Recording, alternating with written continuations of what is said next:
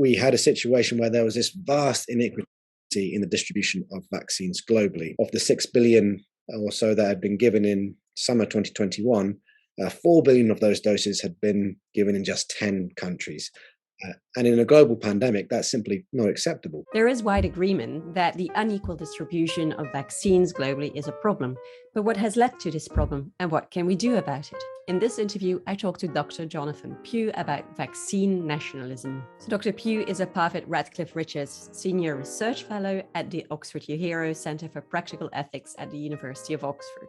Hello, I'm Katrien Devolder. This is Thinking Out Loud, conversations with leading philosophers from around the world on topics that concern us all. If you'd like to see more of my videos, don't forget to subscribe to the Practical Ethics channel. You can also just listen to the interviews on Apple Podcasts. So the UK and other high-income countries have been criticized for hoarding vaccines. They've been accused of vaccine nationalism. But what is that? What is vaccine nationalism? So vaccine nationalism, in the broadest strokes, is the idea that governments can be justified in prioritizing their own citizens when it comes to the rollout and distribution of vaccines. And now, as you said, Katrien, that's been a widely discussed position in the pandemic, and it's been quite controversial. And I think to get a handle on the moral debates in this area, it's useful to take a step back and think about the ways in which that sort of position might have a kind of philosophical justification. So one reason that people might think that vaccine nationalism is a wrong-headed idea is that you might think that morality should really be an impartial affair. So you might think that morality is all about following universal rules and that we all have obligations that apply equally to each and every member of the moral community. Now, that's a very popular view of morality, but it's not the only one. So some people might think that morality also includes special kinds of moral reasons that apply specifically to people with whom we share a close relationship. So the classic example of this is the relationship between a parent and their child. We might think that a parent was missing out on a really important moral dimension if they treated their child completely impartially, if they didn't prioritize their child's interest perhaps over the interest of a stranger's child. So one way of thinking about how vaccine nationalism might have some sort of moral justification is to think about the question of whether co-nationality, or perhaps the relationship between a government and its citizens, could be the sort of relationship that could ground this special kind of moral reason, this reason of partiality. Right. And so why would it be justified for countries to prioritize their own citizens? So this is the really, important question and really the crux of the matter, because obviously not all kinds of relationship can ground these special kind of moral reasons. So although we think that a mother can perhaps justifiably prioritize their child, we certainly don't think it would be right to prioritize the interests of our own sex, for instance. That would amount to discrimination. So there are a number of different approaches to try and tease out this question of what kinds of relationship can ground these special moral reasons. So one approach of co-nationality is to appeal to consequentialist considerations. So you might think that if national partiality is justified, we as a global society might be able to achieve other kinds of important intrinsic goods, such as justice and equality. Other people take a slightly different approach. One appeals to the nature of what it is to be a citizen in a nation state. So when you're a citizen in a nation state, you have to sacrifice some of your liberties, and you are liable to the state exercising coercive power over you. That's just part of what being a citizen in a nation state involves. And so you might think, in order for that to be a fair bargain, if you like, it's only fair that citizens can expect their governments to prioritize their own interests over the interests of other countries. So that's an institutional approach to justifying national partiality. The final one really takes its lead from the example of the mother-child example I spoke about earlier. So it tries to claim that co-nationality is just the same sort of valuable relationship that we can see with other, close and important relationships, such as between parents and children, but also between friends and other relatives. Now, of course, that seems quite an odd idea because, we don't know all of the other citizens in our own countries, and it seems quite odd to say that we share anything like the same sort of close relationship we have with friends and family. But there are other considerations that might come into that. So we might think the fact that we as a nation have produced certain goods over time as a shared sort of enterprise So one example of this, which I think Thomas Herker has used, is the NHS in the UK. So as well as having this shared community by virtue of being part of the same nation, we all came together to produce this good, which ensured people could access healthcare. So you might try and outline co-nationality as involving this really valuable relationship, not necessarily due to the closeness of the ties between each and every member, but due to the manner of the goods that it can produce. So it seems like there is something to say for giving priority to one's own citizens. So what exactly then is the problem with vaccine nationalism? Is there really a problem? Yeah, so the first thing to say is that these reasons of partiality only raise moral issues when they come into conflict with what impartial ethics might tell us to do. Now, in the pandemic, it appears that has been the case to some degree at least, particularly in the summer of 2021, when developed countries were beginning to initiate so-called booster programs for vaccination before many less developed countries had begun to roll out even first doses of vaccinations to their most vulnerable citizens. So one statistic that was being talked about around that time was, August 2021 or so, around 6 billion vaccine doses have been delivered, and around 4 billion of them have been delivered to just 10 countries. So really staggering inequity in distribution.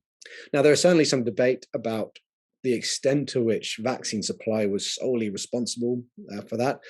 But it's certainly true that the director of the World Health Organization felt it appropriate to call for a moratorium for booster programs in August 2021 in order to prioritize first doses for less developed nations. This seemed to be an area in which reasons of national partiality, so prioritizing vaccines for countries' own citizens, came into conflict with what impartial ethics might call for, so distributing vaccines more widely. However, there are some ways in which it might be the case that these two moral reasons might not have been in such stark conflict. So one way in which reasons of partiality might not conflict with impartial ethics in a resource allocation decision is when there's enough of the resource to go around anyway. So certainly a number of people responded to the WHO's call for a moratorium by suggesting it was calling for a false choice. So perhaps there were enough vaccines to go around. Another way in which these conflicts might not be so stark is when reasons of partiality call for us to do the same thing as impartial ethics. So another issue that was discussed at the time of initiating booster programs was it might have actually been in developed countries' best interest to donate more vaccines to less developed nations in order to reduce the number of global cases. And the reason that might have been in the interest of more developed nations is that might hopefully reduce the chance of a dangerous virus mutation occurring, the sort of mutation that might in fact undermine the effectiveness of the vaccines. So there we might have had a strategy where what was in fact in developed nations' own best interest was helping other people. So reasons of partiality and impartial ethics would have coincided. Again, a lot of empirical issues about whether that would have been the case or whether it would have been more beneficial to initiate booster programs. Since that time, of course, we've seen the development of the Omicron variant, which changed the scales a little bit in that regard. But ultimately, it seems to some extent at least, the lack of vaccine supply has played some role in the vast inequities in vaccine distribution. And insofar as that's the case, we really have to deal with this question of vaccine nationalism and the extent to which it can be justified, if at all. And so is there an alternative to vaccine nationalism? What are the other options? Yeah, so the polar opposite view is this idea of vaccine cosmopolitanism. And this view appeals to these impartial ideas about ethics largely. So it claims that community membership just doesn't have the kind of ethical relevance that vaccine nationalists claim. Instead, vaccine distribution should really be determined by more powerful moral obligations. So that's the general idea. It's useful, I think, to distinguish a couple of different types, and this is drawing on some work by Lowry and Shuklenk, whose paper I very much recommend. But one way of approaching this general idea of cosmopolitanism in this context is to appeal to, again, these general impartial moral ideals, such as human rights, for example. So you might claim that all humans have rights to basic levels of healthcare, and they all share an equal entitlement to secure the resources they need to exercise those rights.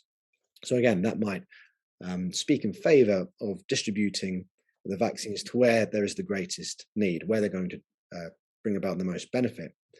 Similar vein, you could appeal to something like Peter Singer's principle of equal consideration of interests. So the idea that we should give equal weight to the like interests of all those who are affected by our actions. So again, there may be some circumstances, at least, where a vaccine dose would have a far greater benefit as someone's first dose than it would as a third booster dose for someone else. And again, Singer's principle is going to tell us we should give it to the person who will benefit most, regardless of where they live. So this is a very humanitarian approach to cosmopolitanism, but you can have a more political approach. So on this kind of approach, you might think, well, if there are some developed nations or perhaps other powerful global actors which are in some way causally responsible for the poor health conditions in less developed nations, then it might be argued that these more developed nations have a duty of justice to rectify that situation.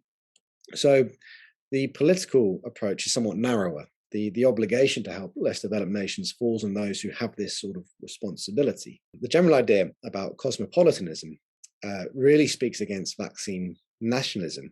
It really speaks in favor of ensuring a far more equitable distribution of vaccines, which doesn't take community membership in a nation as having the kind of strong moral relevance that vaccine nationalists claim. Yeah. So we have these two opposing views. So what should we do? Like, how can we sort of resolve the conflict between vaccine nationalism and vaccine cosmopolitanism? Of course, one way to resolve the conflict is to establish that, one of these philosophical views is completely flawed. And I think, obviously the idea of human rights is very much secure. So people who have adopted this approach have really tried to undermine the nationalist approach, either national partiality or more narrowly vaccine nationalism. There are a couple of ways in which you might do that. So you might question whether co-nationality is a sufficiently valuable relationship to form the foundation for a powerful reason of partiality. On the instrumental approach that I mentioned right at the outset, you might question whether national partiality is going to be instrumental to bringing about impartial global goods such as justice and equality. So that certainly is a strategy you might adopt. One problem with it is that vaccine nationalism, national partiality, admit of really a wide range of different justifications, and a lot of those justifications have quite strong intuitive and indeed political support. So we might be a little skeptical of how feasible it's going to be to solve the practical issue by settling this somewhat abstract philosophical debate between nationalists and cosmopolitans. So an alternative approach is to try and recognize the force of both views and to find a compromise position between the two that allows us to respond to both our duties of partiality, but also our impartial duties. So we might try and say that national partiality can be justified perhaps to an extent, but only within certain quite strict limits perhaps. So one example of that is the influenza standard that Owen Schaefer and colleagues have written about. So on that approach, broadly, the idea might be that something like vaccine nationalism can be permitted, but only insofar as it's necessary to ensure that COVID-19 ceases to be an emergency in that country, going beyond background health risks such as those associated with influenza. Once the level of need is equal to the health risk posed by influenza, then prioritizing your own citizens can no longer be justified. But at an even more abstract level, I suppose, the idea of trying to reconcile these two ideas about what morality is telling us to do is to say that we need perhaps to stipulate certain thresholds of high need that can be invoked to justify prioritizing our own citizens, or we might appeal to a threshold of basic needs that we must satisfy for people in other countries before we can begin prioritizing those in our own.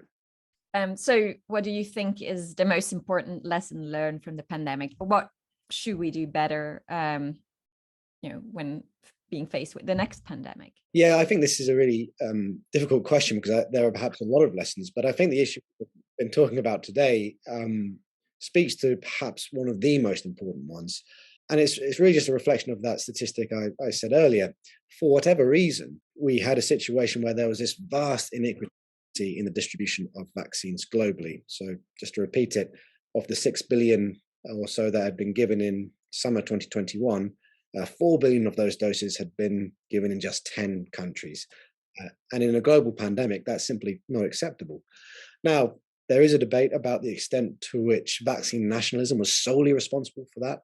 That's probably too simplistic a view. There are, of course, very difficult logistical challenges with delivering vaccines to different parts of the world. There's also, of course, the issue of vaccine hesitancy in different parts of the world. But it seems true that we would need to think very carefully in the next public health emergency about how we can fix this issue of vaccine nationalism, which does seem, to me at least, to have played some causal role in the iniquity that we've seen.